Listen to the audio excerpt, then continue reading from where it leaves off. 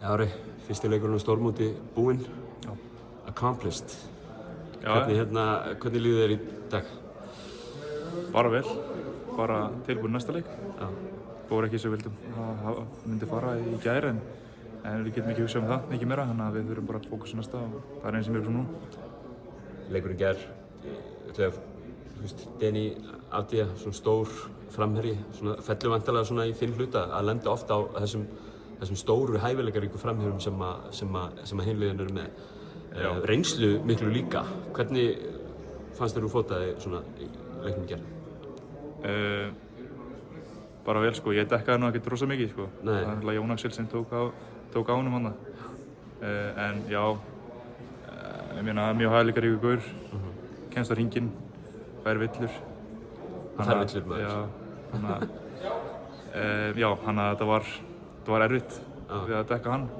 Þurftum svona eiginlega allir að vera með, svona fylgjast með honum en já, svona fór þetta bara en já, hann er fínn leikmaður.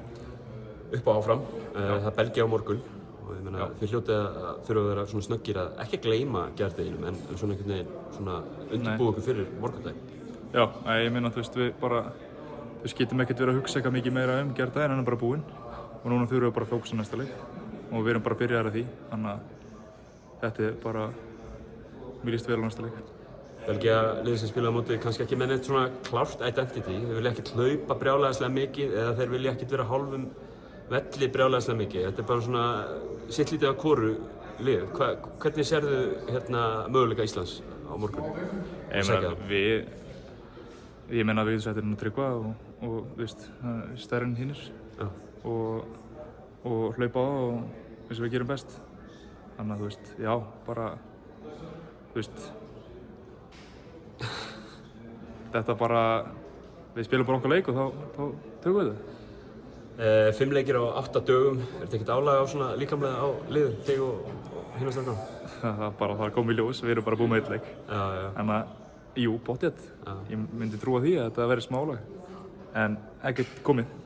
Búin að spyrja alla í dag að því hvernig það sé að sjá svona marga stuðningsmenn í stúkunni. Rosaleg stemming í Katowice. Hlutfallslega eru Íslendingar mjög margir í Póllandi akkurat núna. Er ekki gott að hafa þennan stuðninga? Jú, það er geðveikt að margir gátu komið og steytt okkur við þetta sko. Þannig að, já, ég meina sjá stúkunni í gær og maður heyrði eiginlega bara í Íslendingunum, þannig að maður fekk svona smá stolt þegar maður söng þjóðsönginn og þegar leikurinn var að byrja. Einhverjum sögursætnir það að mögulega verði Víkingklappið tekið á morgun, skiptir það máli? Já, ég meina bara að láta heyra í sér, skilur. Já. Það er númer 1 og 3 og að gera að taka það. Ég til í það. Kærar þakkir. Takk.